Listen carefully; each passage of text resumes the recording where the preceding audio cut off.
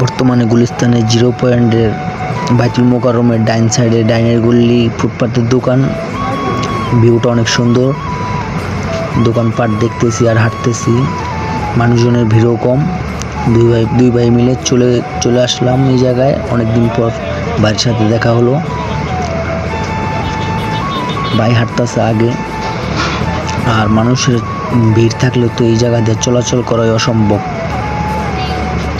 আমার তো হাঁটতে হাঁটতে পাই ব্যথা করতেছে।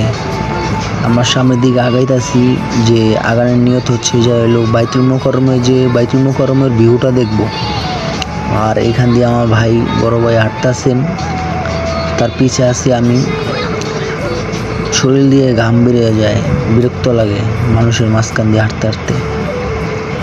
মানুষ কীভাবে হাঁটে বলতে পারি না, মানুষের কীভাবে কী সহ্য হয়। যাই হোক, ব্যাপার না, একদিনের জন্যই তো, সমস্যা নাই। ভাই ঠেলে মেলে যাইতে আসে, আমিও আসতে আসি চিপা চাপা অলিগলি সব পাড়ি দিয়ে আসতেছি। আর বেশি দেরি নাই।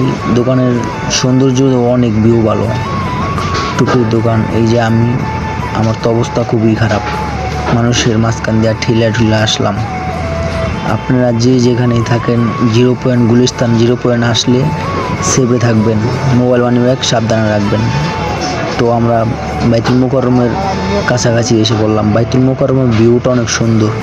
এই যে ভিউটা, আপনারাও চাইলে আসতে পারেন। এই জায়গায় যার যার মতন সেই চলে। আপনারা আসবেন, ঘুরবেন,